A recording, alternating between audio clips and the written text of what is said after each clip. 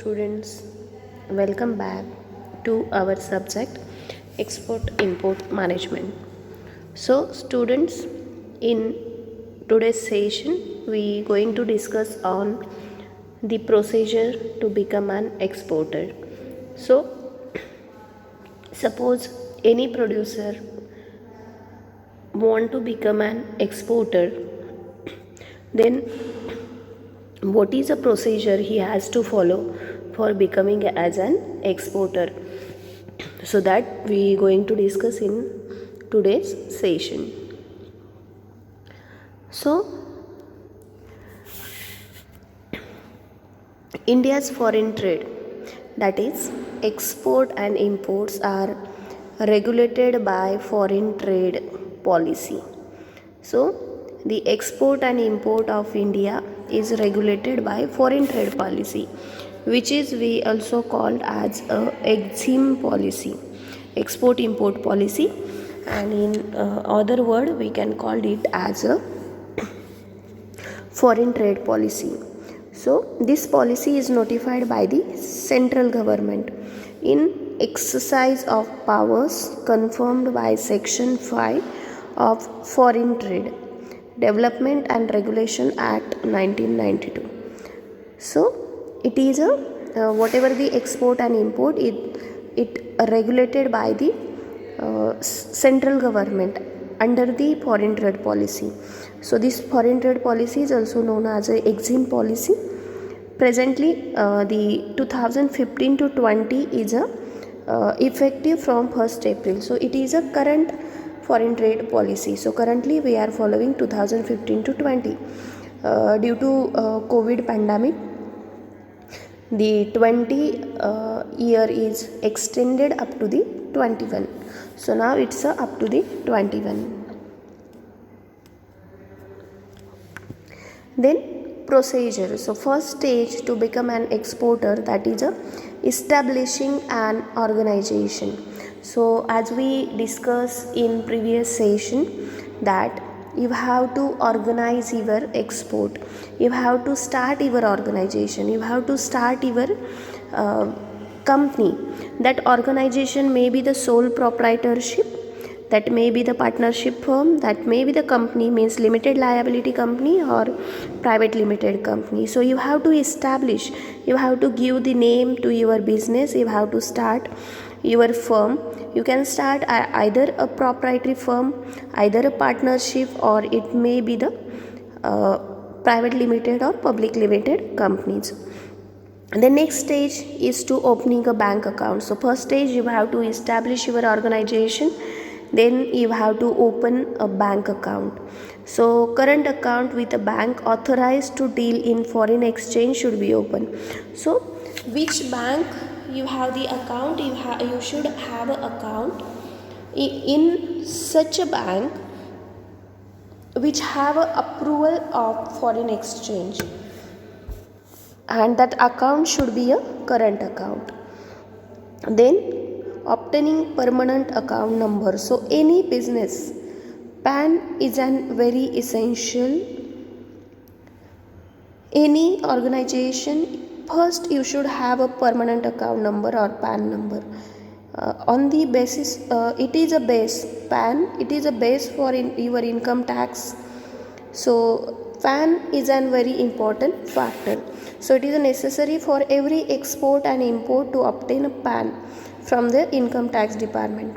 So we are talking about the export import, but even if you are starting a business and it will work in a domestic market, then also PAN is an very essential. So any business, PAN is an very essential document or very essential number for your business. The next stage, that is obtaining import export code, that is IEC number. So as I told in last session, you have to obtain import export code, that is IEC code number.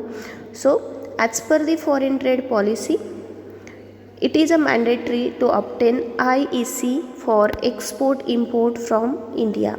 So if you are exporting from India, then you should have a export import code. So without export import code you cannot start the export or import business. So you should take a IEC code. And who issue IEC code?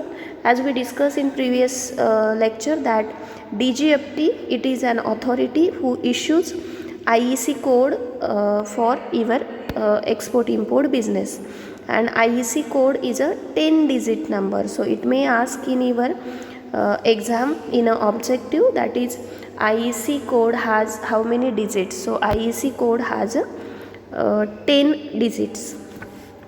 So as per the foreign trade policy, it is mandatory to obtain IEC for export and import. So it is a mandatory. Without IEC code you cannot start export and import. So an application for IEC is filled online at. So if you want to take IEC code, then you can apply on this website, that is www.dgft.gov.in. So that DGFT, that is the authority who issue the IEC code. So as per the NF 2A, online payment of application fees of rupees 500 through net banking or credit debit card is made along with requisite document as mentioned in the application form. So for IEC code you have to make a payment of rupees 500 and have to submit all the requisite document which is mentioned in the form. Then registration cum membership certificate. So this also given by the promotional agencies. So for promotion of your business, for registration with promotional councils, you have to register you have to register with promotional council, and then promotional council will issue the registration cum membership certificate, that is RCMC. So for availing authorization to import, export or any other benefit or concession under FTP 2015 and 20. So under the foreign trade policy 2015 and 20, if you want to take any benefit, any concession, then you have to take a RCMC certificate.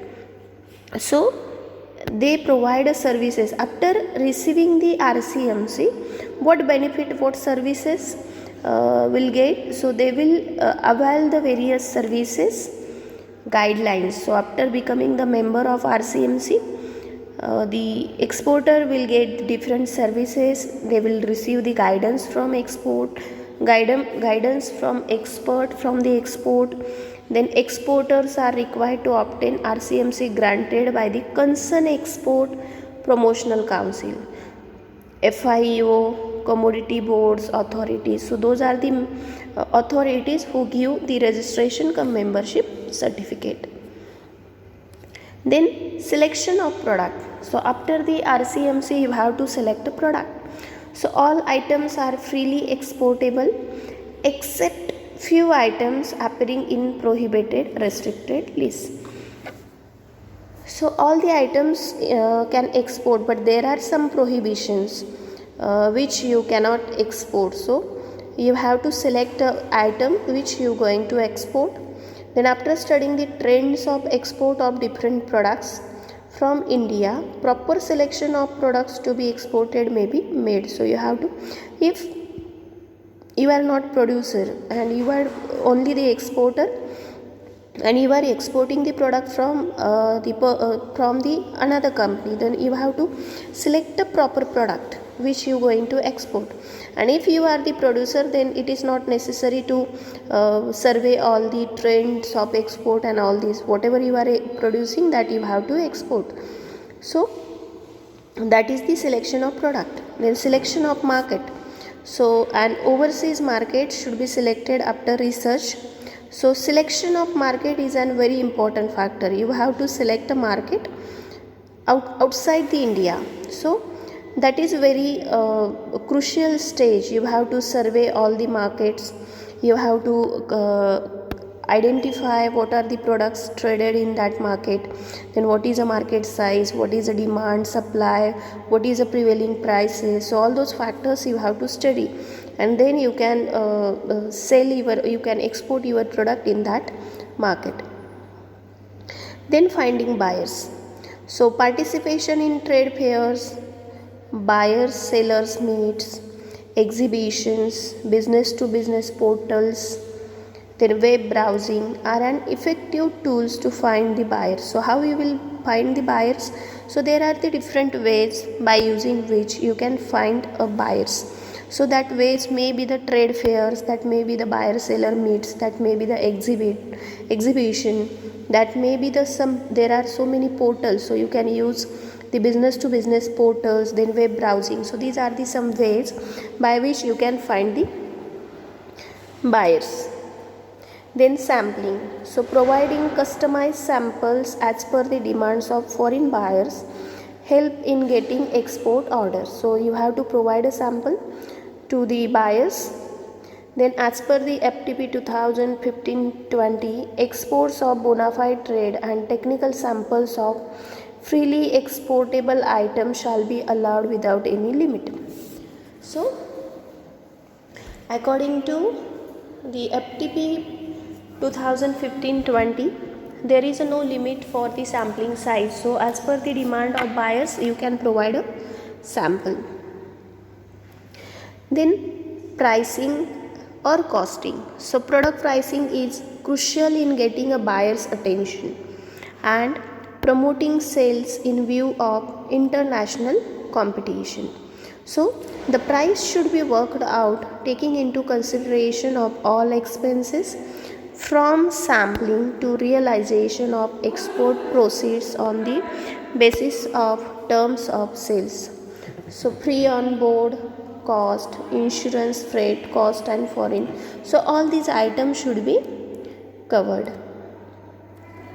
Then negotiation with buyers. So after determining the buyer's interest in the product, future prospect and continuity in business demand for giving reasonable allowance discounts in price may be considered. So negotiation may be done between the buyers and sellers. So after the deciding the interest of identifying the interest of buyers, you can negotiate and you can fix the some price. Then covering risk through ECGC. So international trade involves payment risk due to buyers. So Export Credit Guarantee Corporation, as we discussed in a previous session, they assure you or they help you for in the risk. So they try to cover your risk. So when the buyers is placing order without making advance payment or opening letter of credit, it is advisable to procure credit limit on the foreign buyers from ECGC to protect against a risk of non-payment. So ECGC work on a credit risk of non-payment. So students, this was about the procedure of how to become an exporter. So if you have any questions into this, then you can contact me on our group. Thank you.